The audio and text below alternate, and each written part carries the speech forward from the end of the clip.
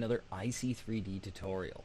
In today's tutorial, we're going to be taking a look at how to create and use the Blisterpack template library item. Now, the first thing we're going to want to do is we're going to want to actually use a model, or actually we're going to need two models. One model I've got pre-created for us, and that's what's actually going into the Blisterpack. So here I've got some, just some looking like, I'm going to say fish oil pills or something like that. And, of course, I will need a backing. So if we just try to select this model and drag on the Blisterpack, it will tell us that we need a carton fold-up template as our back. Now, to make that, that's fairly easy. It's normally just in your artwork. But, of course, for this one, I made a custom DXF. And I'm just going to grab that carton fold-up tool, drag it onto my scene, and then I'm just going to import in my die line. And again, I'm just using my outer pill pack here and hitting continue, and that's looking good. And I'm just going to hit split lines, and then from here generate that model. It's going to get a little angry at us because we have no folds, but that's okay. And then we're just going to hit add model to the scene. Perfect. Now, my pills aren't aligned perfectly, so we're going to want to grab that carton fold up and just kind of make sure that the pills are actually on the front side of our model, not the back side. That's why I kind of left the back of the carton brown. This is just so I know which side is the front, which side is the back, and I can quickly align this just right behind there. Now, of course, while you're in this selector tool, the transform, you can actually get that selector tool by holding right click, and you'll be able to actually maneuver around the scene a little easier. Now from there though, what we're going to want to do is we have the backing and we have the carton. So now we're going to want to go into our template library, grab our Blisterpack, and instead of just the pills, we're going to grab both, holding shift and just dragging that on top. Now from here, our Blisterpack options are going to want to be chosen before we actually form the blister. Now the first thing we need is, what on earth is this blister actually going to look like?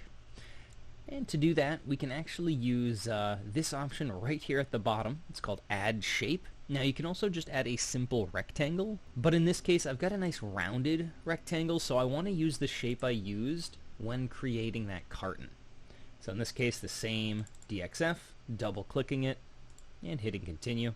You should then get a preview of what that DXF is, and if you notice, a very thin shine has kind of cropped up on our backing, and that's going to be kind of just the start of that plastic blister. Now from here, once we've formed the actual shape, we need to then pick what we would like. So X position, Y position, width, height, spacing, these are all edits to the actual blister shape itself. So if you wanted, say, a little higher or a little bigger than your backing card, or maybe a little smaller, you can add these edits here. Now since, again, I've made all those changes inside of the DXF, I'm just going to stick to that. And then from here, we can also do a little bit of smoothing. This will smooth out the blister after you've formed it. So I'm just going to add a tiny bit of smoothing, and that should look pretty good. Now we can always reset and head back and add more smoothing, less smoothing, depending on what you guys would need. Alright, so from here, now we have the options to add a skirt. Now by default, the skirt should be, depending on the model, mine's a little big, as you can see there. But you can always adjust this by just heading over here, say punching in 0.5, and as you can see, that blister will then slowly form. And hitting 0.5 once again. And then of course making any adjustments that we may need. Now of course the heat seal on the sides here will show the crimping on the skirt, so that's pretty nice to have. And of course you have full control over the spacing, corner radiuses, kind of how everything is going to look. Now from here though, I'm not going to add a skirt or a heat seal, so I'm just going to turn these options off. And then we're just going to go ahead and form the blister. Alright, once your blister is formed, you'll be able to actually see it on the model, and that's actually looking pretty good. Now, of course, we can reset, save this out as our own Blisterpack template, or export the heat seal height map in order for us to edit or do any kind of changes that we might need. Now from here though, if you're quite happy, well, all we have to do is add that to the scene and we can continue with our project. There we go. So that's looking good already. Now of course it's very shiny, so you're actually going to see my lighting rig come in through, and again I'm using peppermint power, one of my personal favorites. And then of course now we can add the art. Now, the blister pack does not come with any art because, again, it's just a blister pack, so our artwork should be going onto the back side, that backing material. And in this case, all I have to do is hit AI, and I should get my front and back art.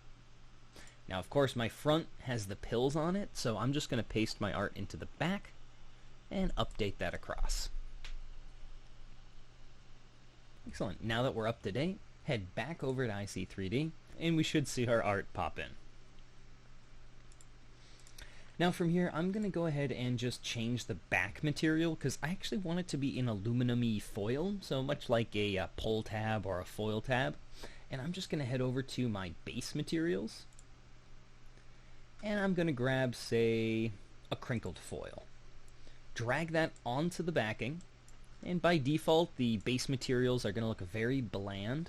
So you're going to want to go into our material here, back crinkled foil, and we're going to want to make a couple edits to this before we start ray tracing and taking a look at it.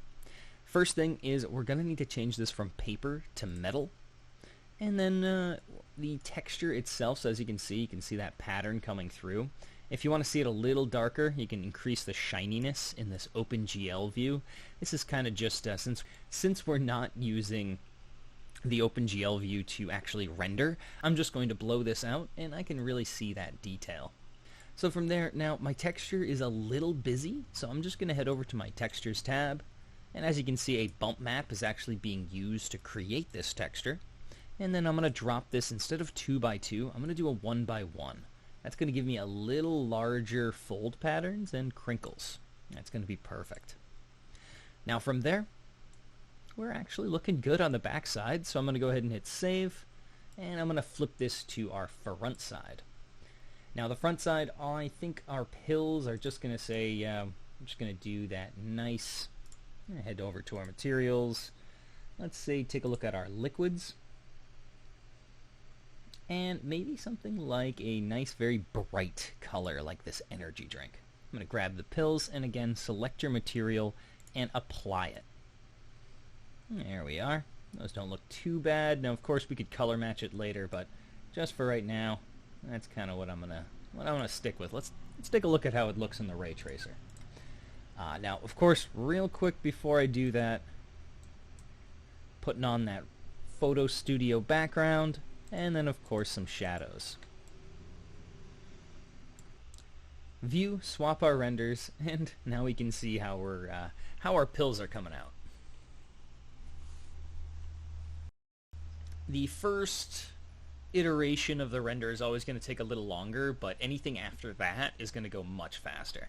And as you can see, it's actually looking pretty well, pretty good.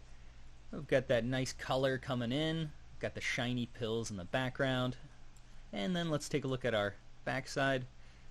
Nice, very aluminum foil look here. Now, of course, it does not have to be pills. You can blister pack a wide variety of different objects as long as you have a cardboard backing, that carton fold up, and a product that you want to actually wrap in the blister. Well, again, thank you so much, and I hope you guys really enjoy this new template. It's been a lot of fun for me playing around with it, and of course putting together this tutorial for you guys. So again, my name's Adam Chop, and thank you so much for joining me on this other IC3D QuickByte.